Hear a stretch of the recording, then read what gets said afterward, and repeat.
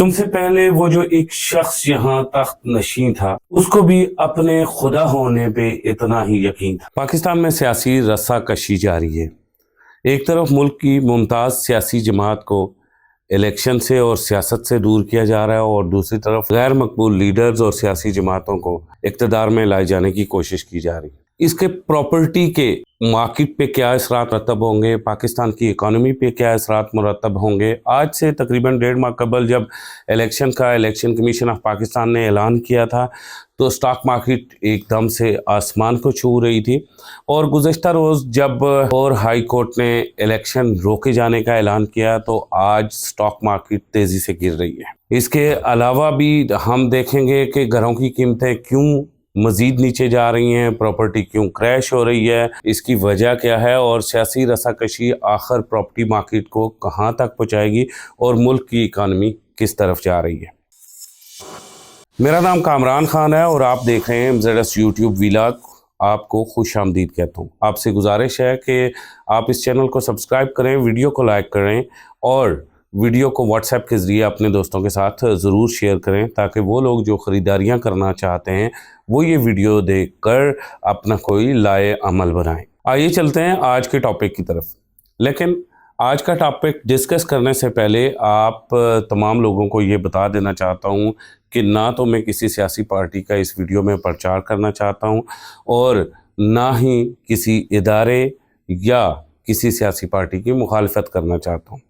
جو حقائق میں آپ کو بتاؤں گا وہ گراؤنڈ ریئلٹیز ہیں، اور ان کو مد نظر رکھ کے یہ سارا کا سارا تجزیہ میں نے بنایا ہے۔ جیسا کہ آپ جانتے ہیں کہ 2022 کے اوائل میں ہی ریئل اسٹیٹ مارکیٹ کریش ہونا سٹارٹ ہو گئی تھی، اور پھر ہم نے دیکھا کہ 10 اپریل 2022 کے بعد ریئل اسٹیٹ مارکیٹ بڑی تیزی سے کریش ہوتے ہوتے راؤنڈ اباؤٹ 80% کریش کو پہنچ گئی۔ اس کریش میں صرف کچھ ایک ریئل اسٹیٹ کے سیکٹرز تھے جو کریش نہیں ہوئے، لیکن وہاں بھی خریدار نہ آنے کی وجہ سے خرید و فروخت رک گئی تھی، اور اس کی وجہ سے آپ نے دیکھا ہوگا کہ پاکستان میں جو ریئل اسٹیٹ مارکیٹ کا کاروبار تھا وہ 80% کریش ہو گیا۔ سال 2022 کا سارا سال ریئل اسٹیٹ مارکیٹ کے لیے ایک بڑا ٹائٹ سال تھا، اور سال 2023 کا جو سال تھا وہ تو ریئل اسٹیٹ مارکیٹ پہ قیامت ٹانے آیا تھا۔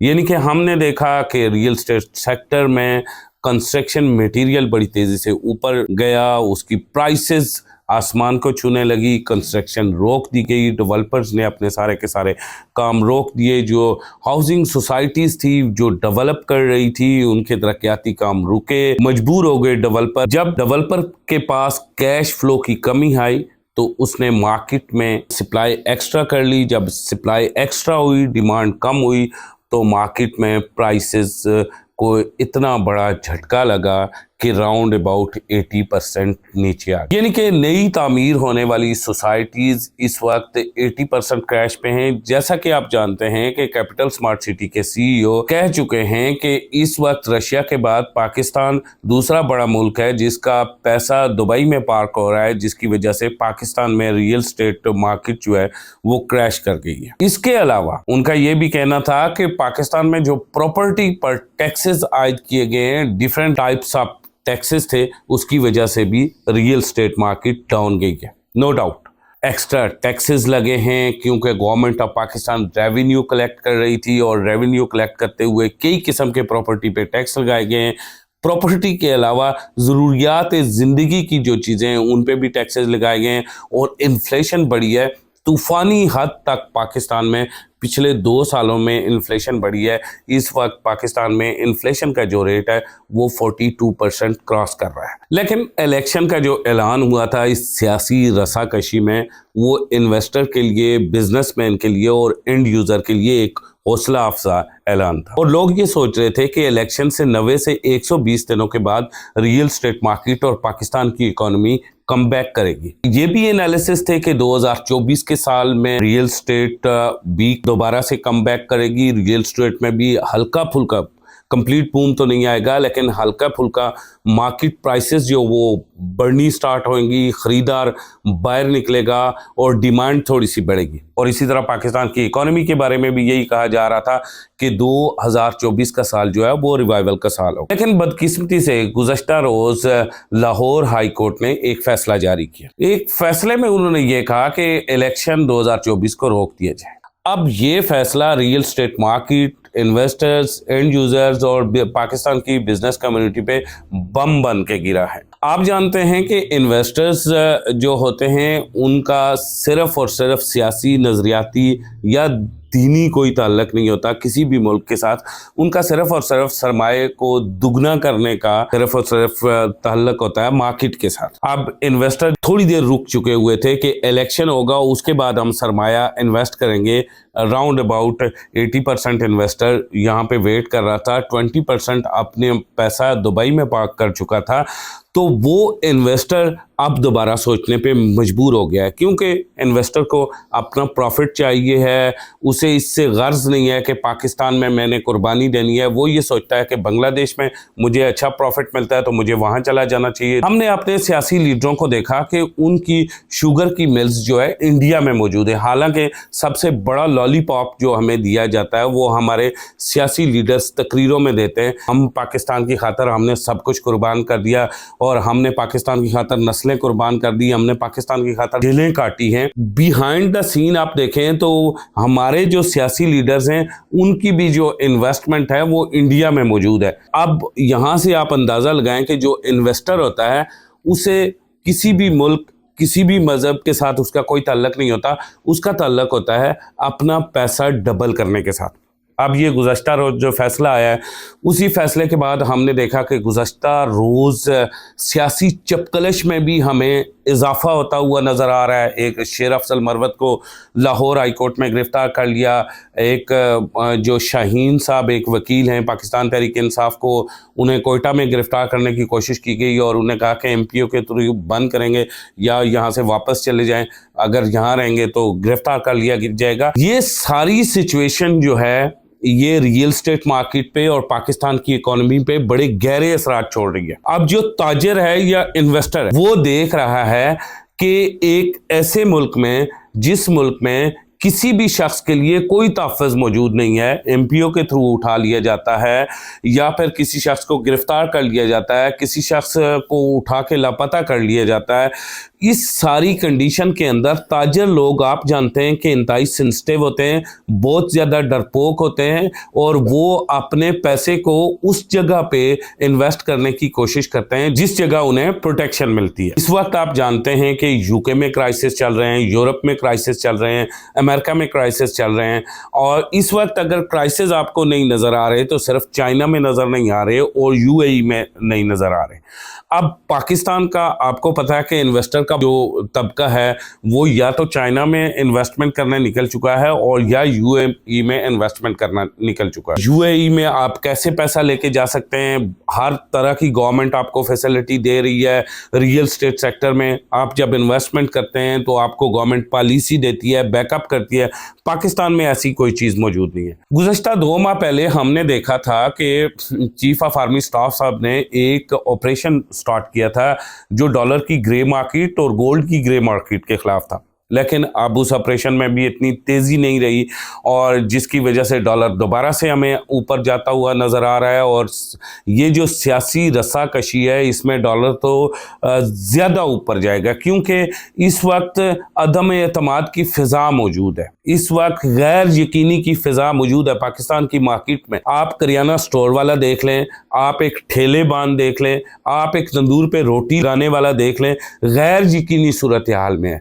अब जिस शख्स के पास 15, 20, 25, 30 हज़ार रुपया है वो गैर यकीनी सूरत हाल में है और एक इन्वेस्टर जो 10 से 15 करोड़ 20 करोड़ रुपए इन्वेस्ट करना चाहता है उसकी सूरत हाल क्या होगी। अब जो लोग रियल स्टेट में इन्वेस्टमेंट करने आ रहे हैं उनके हवाले से बात करूंगा। ये इन्वेस्टर जो है वो हमेशा उस टाइम कमाता है जिस टाइम कोई सोसाइटी या रियल स्टेट सेक्टर क्रैश होता है। ये आप जानते होंगे, आपने 2008 में भी और 2011 में भी इन मौक़ों से ज़रूर फ़ायदा उठाया हो। 2022, 2023 और 2024 में جو پاکستان کی کنڈیشن ہے وہ یہ ہے کہ اس وقت پاکستان میں جو اوپن لینڈز ہیں ان کی قیمتیں بڑی تیزی سے گر رہی ہیں، گھروں کی قیمتیں بڑی تیزی سے گر رہی ہیں، فائلز کی قیمتیں جو ہیں، نئی سوسائٹیاں جو بن رہی ہیں ان میں فائلز کی قیمتیں بڑی تیزی سے گر رہی ہیں، بلکہ اتنی تیزی سے گر رہی ہیں کہ 80% تک وہ گر چکی ہوئی ہے۔ ایسی سچویشن کے اندر انویسٹر کا بیسٹ بائنگ ٹائم ہے، یعنی کہ ایک چیز جو آپ کو 2019 20 اور 21 میں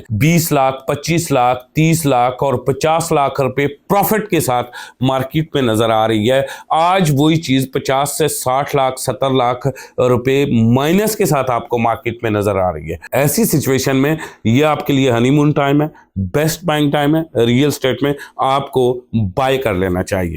میری پاکستان کے مقتدر حلقوں سے ایک گزارش ہے کہ پاکستان کی اکانومی پس چکی ہے، ریئل اسٹیٹ مارکیٹ پس چکی ہے، راؤنڈ اباؤٹ 60% ریئل اسٹیٹ کے آفیسز بند ہو چکے ہیں، گلبرگ 50% بند ہو چکا ہے، G11 کی مارکیٹ راؤنڈ اباؤٹ 50% بند ہو چکی ہے، بیریا ٹاؤن فیز 7 کی مارکیٹ بند ہو چکی ہے، لاہور کی مارکیٹ بند ہو چکی ہے، کراچی کی مارکیٹ بند ہو چکی ہے۔ تقریباً کروڑ لوگوں کا روزگار جو تھا، وہ چولہا جو تھا وہ ریئل اسٹیٹ کے شعبے سے جل رہا تھا، ان میں سے تقریباً 20 سے 25 لاکھ لوگ اب رہ گئے ہیں جو ریئل اسٹیٹ کے شعبے سے منسلک۔ اس کے علاوہ ٹھیلے بان کی زندگی کو دیکھ، اس کے علاوہ بزنس مین کی زندگی کو دیکھ لیں، ایک کریانہ سٹور اور نرنکاری بازار اور لاہور کا شال مارکیٹ دیکھ لیں، اس میں کتنی بڑی غیر یقینی ہے اور لوگ کتنے پریشان ہیں۔ ایسی پریشانی میں آپ جو پاکستان کے مقتدر حلقے ہیں ان سے یہ گزارش ہے کہ برائے مہربانی ایک لانگ ٹرم پالیسی بنا لی جائے، اور اس لانگ ٹرم پالیسی میں ایک سٹیچو کے چائے لا کے بٹھا لیا جائے، لیکن اسے ایک ٹینیور دیا جائے اس ٹینیور کے اندر، تاکہ پاکستان کی اکانومی جو ہے اس میں ریوائول ہو سکے، نمبر ایک، اور دوسرا مارکیٹ اپنے قدموں پہ کھڑے ہو سکے۔ اور جو جج صاحبان ہیں جو فیصلے کرتے ہیں، معزز جسٹس صاحبان ہیں، ان سے گزارش ہے، اس پچھلے 3-4 ماہ سے ہم دیکھ رہے ہیں جتنی بھی غیر یقینی ہے وہ عدالتی فیصلوں کی وجہ سے ہے۔ عدالتیں 90 دن کے اندر الیکشن کروا نہیں سکتی۔ یقین کریں پچھلے 2 سالوں سے سپریم کورٹ آف پاکستان یہ کہہ رہی ہے کہ 90 دن کے اندر الیکشن ہوں گے۔ شاہد افریدی کے بارے میں کہا جا رہا تھا کہ پچھلے 17 سالوں سے وہ 17 سالوں کے، اور اس کے بعد اب سپریم کورٹ کے بارے میں یہ کہا جا رہا ہے کہ پچھلے 2 سال سے وہ کہہ رہے ہیں کہ 90 دن کے اندر الیکشن ہوں گے۔